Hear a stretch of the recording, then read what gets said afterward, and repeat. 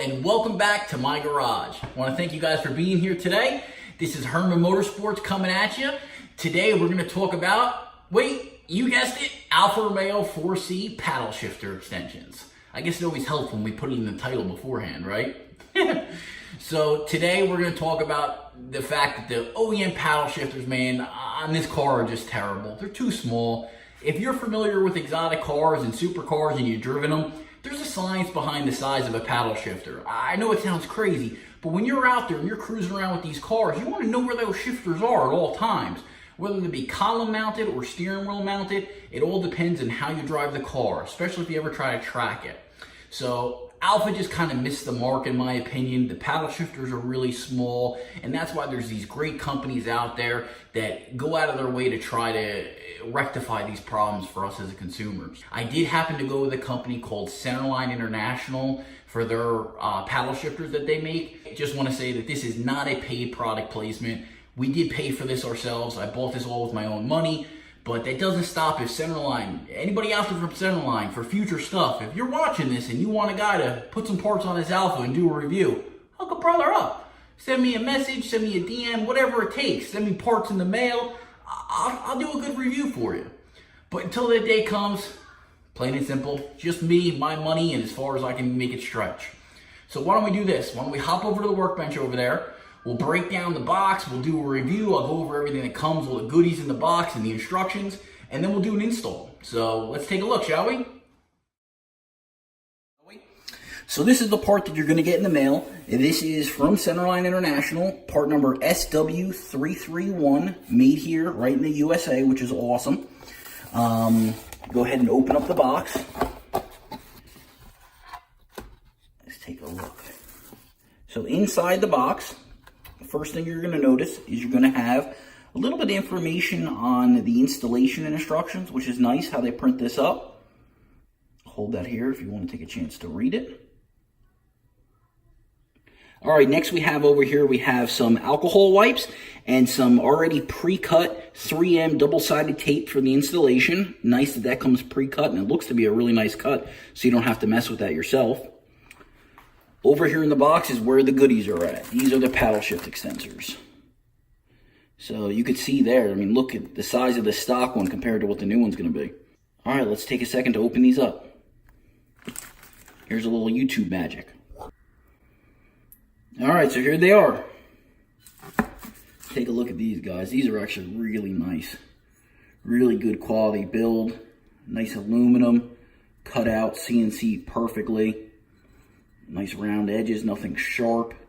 You can see where the double-sided tape's going to lie and then where they actually line up and they mold in with the stock ones. So as I know I said it before, but look at the difference in size of that, huh? That's how they should have came from the factory, in my opinion. So I have to say, I don't see a mark on these anywhere. They seem to be in really fantastic shape. Nice curvature.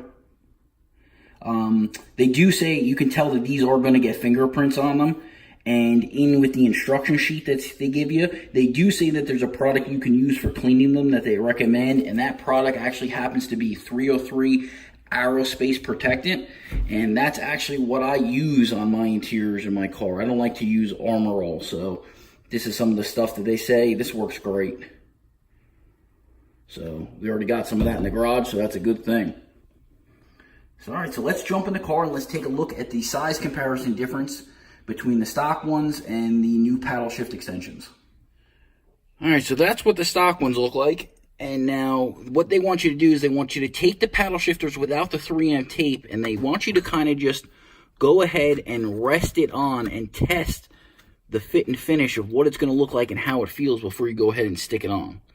So, as you can see, they almost clip on right away. You're going to need the 3M tape to hold them in place, but if you just push them on, they will stay there. I don't recommend driving it this way, but certainly for taking a look and getting your feel of it, it works. So you can see what it went ahead and changed is you gained about a little over an inch on the top, as well as on the bottom now. You can see that now is the bottom of the shifter, where before it was hidden behind the wheel, you couldn't even see it. So it fits my big mid of a hand much better. And let's go here on the side. And I know the light's a little crappy here, but I think you can see the overall size difference there. We'll add in a picture from before. And there it is from the side, if you can see it. Take a look at a picture of these from the front, from behind, from the windshield, looking at the back of the steering wheel.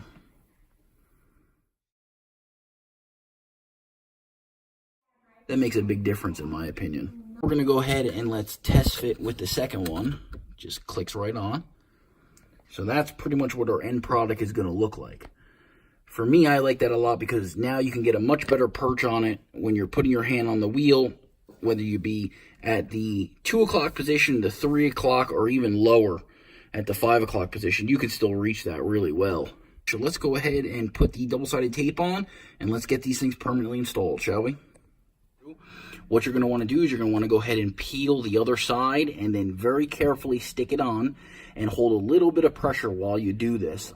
Make sure you take your time to make sure that everything is precise as possible and you're happy with your placement, because once these are on for good.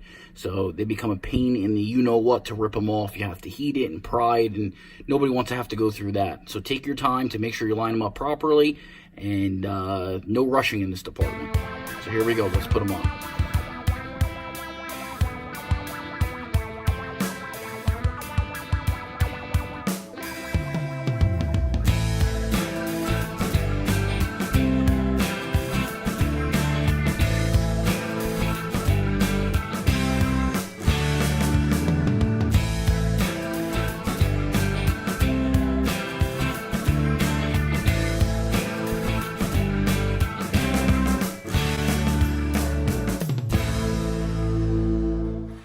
Alright, so that's pretty much going to do it for today, guys. We got the paddles installed on the car. Now we just got to play the waiting game. We're going to let that sit for the next 24 hours. The company says you don't have to do it, but I err on the side of caution. Plus, it's a little crappy outside. There's no point in jumping in the car and ripping it out for a joyride right now. Coming this weekend, we have a huge exotic show, supercar event. It's probably one of the biggest ones on the East Coast. Me and my old man, we're going to be heading out there. He's got his McLaren. I got my Alfa. We're going to be tearing it up, you know. Looking forward to that. Going to share some events from you from the weekend, as well as touch base with you and do a follow-up to how the paddles are actually doing on the car and what my opinion is. We'll do kind of a review of while driving the vehicle. Remember, the link for the paddles are in the description down below. Alright guys, thanks for watching. I hope you learned something today. Thanks for following me. Thanks for being here. Do me a favor, follow me down at the link down below. You know, do all that fancy YouTube stuff. Leave me comments, show me love. Be here for my next video. It's Herman Motorsports. We're coming at you, doing weekly videos. Maybe not weekly, but we're doing them.